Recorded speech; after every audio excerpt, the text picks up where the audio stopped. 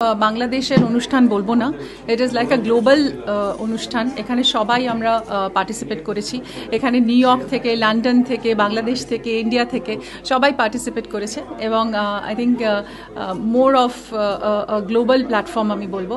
এবং লন্ডন এমনই একটা জায়গা, it's a very cosmopolitan place where সব রকম কালচারকে সব রকম এতে আমরা সেলিব্রেট করি এবং তাই জন্য আজকের এই অনুষ্ঠানটা অ্যাবাউট গ্লো পাওয়ার, মানে গ্লোবাল উইমেন এম্পাওয়ারমেন্ট, সেটা একটা সুন্দর অনুষ্ঠান আমরা দেখলাম, যেটা আমরা সকালবেলাও ইনগ্রেট করলাম। এখানে ভালো ভালো অনেক ওয়াকস অফ লাইফ থেকে মহিলারা এসছেন যারা কথা বললেন এবং তারপরে একটা খুব সুন্দর ফ্যাশন ইভেন্ট হলো এবং তার সাথে ATV জড়িত ছিল, যারা সুন্দর করে প্রেজেন্ট করলেন এবং আজকে পিয়াল হোসেনের কস্টিউমস আমরা আজকে যেটা পরেছি তাই দিয়ে একটা সুন্দর সেলিব্রেশন হলো। নীরব আর আমি একটা শাহরুখ খানকে সেলিব্রেট করলাম, যার 60th বার্থডে হলো। And love you Shahrukh, because ও শাহরুখের অবদান ফিল্ম ইন্ডাস্ট্রিতে অনেক বড় এবং আমার মনে হয় যে ওরকে সেলিব্রেট করা আমাদের কাছে একটা খুব বড় আনন্দের বিষয়।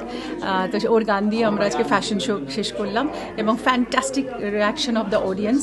এবং আমি বলবো যে লন্ডনের audience is always very receptive and very culturally, ওরা সবসময় খুব অ্যাটিউনড, সবসময় ভালো ভালো অনুষ্ঠান ওরা করে। এখানে খুব বড় বড় সুন্দর সুন্দর ড্রামা হয়, সুন্দর অপেরাস হয়, শোজ হয়। তো আমার মনে হয় যে London is a place that actually যারা আর্টকে খুব ভ্যালু করে।